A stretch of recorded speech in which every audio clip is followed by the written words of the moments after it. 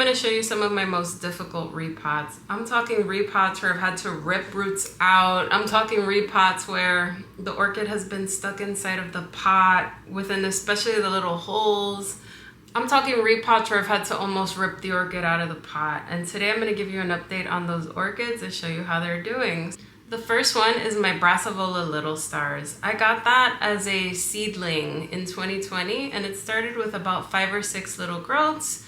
And it was very vigorous. It got really big. I had it in one of those clear plastic pots with holes and it grew through all of the entire pot. So a couple years later when I repotted it, I had it in orchid bark, so I up-potted it into a clay pot.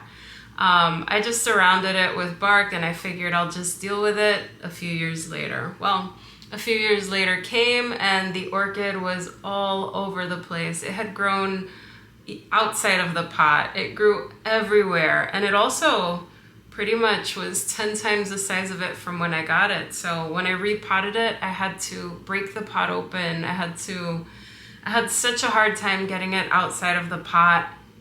I had to break the pot and there were roots everywhere and I knew I had to deal with the old pot as well. So I had to cut the plastic pot open. It was really tough to deal with this one. That said, I divided it into a couple of pieces. I did a giveaway and I kept half of it and it is right here. So I repotted this last August and in that time it's starting to grow outside of the pot yet again. And it's pushing lots of new growths. It's already bloomed a few times and we have some buds here, so it's gonna bloom again. And we have some over here.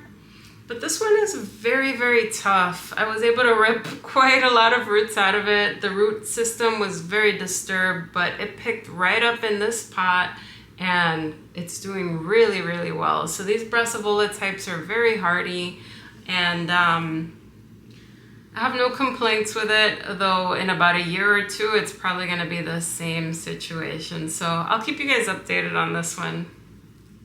Okay, the next orchid that I had a really tough time with is my BLC Memorial Vern block. I got it as a small seedling in 2021 and it bloomed very, very small. So I knew it was going to be a really vigorous one. And I moved it out of semi-hydro into bark and sphagnum moss. And it grew really well. That said, it was also in one of those clear pots and the roots started growing through the bottom of the pot. So it was really tough and I repotted it about a year ago.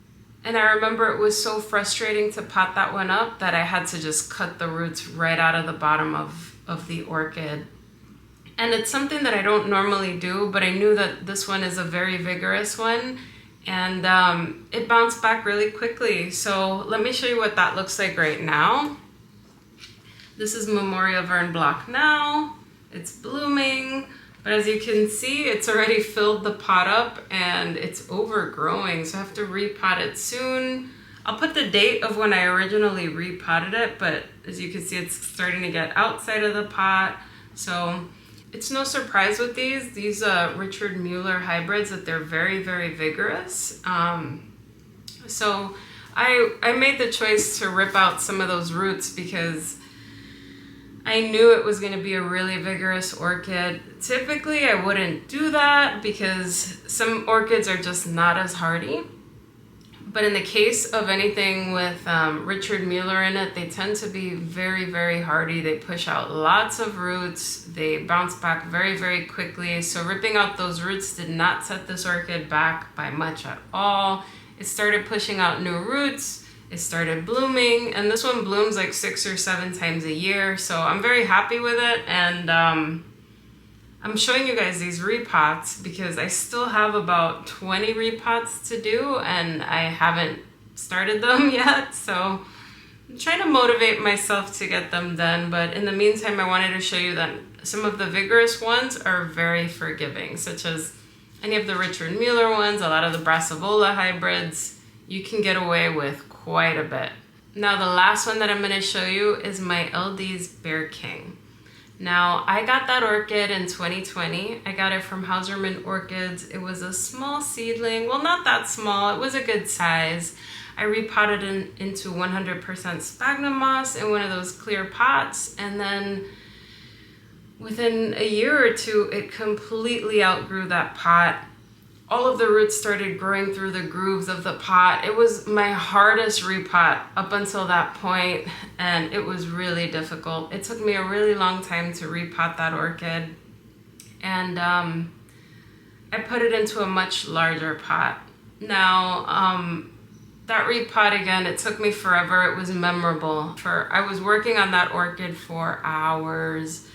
Now, phals are not as forgiving as some of the larger Cattleya orchids, so I had to be really, really, really careful trying to make sure that I did not hurt any of those orchid roots. And what I ended up doing was, as you could see from all of the pots, I ended up moving them out of those clear plastic pots and into larger pots without any of those grooves in them. That way when I repot them, it isn't as difficult.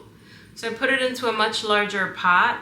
I potted it up with sphagnum moss and coconut chips, and it was fine. And then I repotted it again last year. It is now one of my largest orchids. So let me show you what that looks like now. And here's all these Bear Kings. So my biggest issue when I repotted it was that it was leaning heavily to one side. So I tried to like stand it up by using these little support posts here.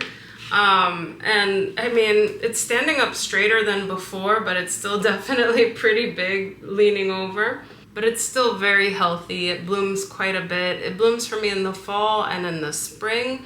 It has just stopped blooming, but it still has lots of spikes. It gets better every year, but this is one of my bigger orchids. This is like a 7-inch pot, and the root system is massive. It keeps growing. The leaves keep coming in on top. As you can see, it's quite large, but this is a beautiful orchid. It smells like orange Tic Tacs when it blooms. It's a very, very pretty one, but this was very difficult. So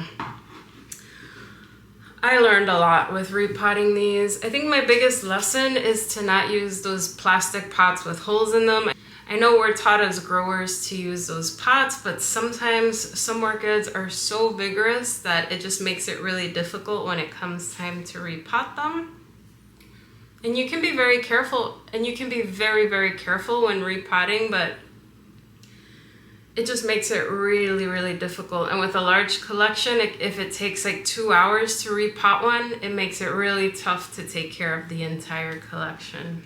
I also learned that it's okay to be a little bit more rough with orchids that are more vigorous. The Phalaenopsis, not as much, but the Cattleyas, especially with the Brasavola hybrids or the Richard Mueller hybrids, they tend to be very, very vigorous. So if you're noticing it pushes out lots of roots, if it blooms many times per year, mostly though, if it's pushing out lots of roots all the time, you could be more forgiving when it comes to the repot, and it's less likely to be as set back as some of the species. That being said, that's not the case with everything. I don't want you guys to think that you could just rip roots out of every orchid. I have bifoliate Cattleyas, like this one right here, my Wainé Leopard Tsinghua. That one is very finicky. It doesn't grow as many roots, and you can tell it doesn't bloom as often. And I remember when I first got this one, I got it like close to the winter, and I repotted it then when it didn't have any roots, and I almost lost it. So be careful with some of the bifoliate Cattleyas. Be careful with any orchids that don't have as many roots. You will know when you grow them. The hybrids have a lot of vigor. Some of the species and some of the less complex orchids or the bifoliate Cattleyas can be a little bit more difficult. So tread with caution, especially those bifoliates. If you nick some of the roots, sometimes it'll dump all of them. So this is not the case for everything. So don't do that to every single orchid in your collection. If you have a big collection, avoiding some of the plastic slotted pots, the roots grow through them, it is so hard to repot them. Anyhow, let me know how you guys are doing with your repots. I still have to do about 20. I've been avoiding it. I'm gonna up pot some of them, but For the most part, I am done with most of those plastic pot orchids. They were really hard to get rid of. I'm done with semi-hydro for the most part. I just have one left in semi-hydro. I have my Hoyas in semi-hydro, but I don't have to really deal with too much. I just have one orchid in semi-hydro still, but it's been a learning process, and it's been about 6 years since I expanded this collection so much, and I've learned a lot. So in a couple of weeks, I'll get the rest of the repots done, and I will happily not touch anything until next spring. Thank you guys so much for watching, and I'll see you in the next video. Bye, everyone.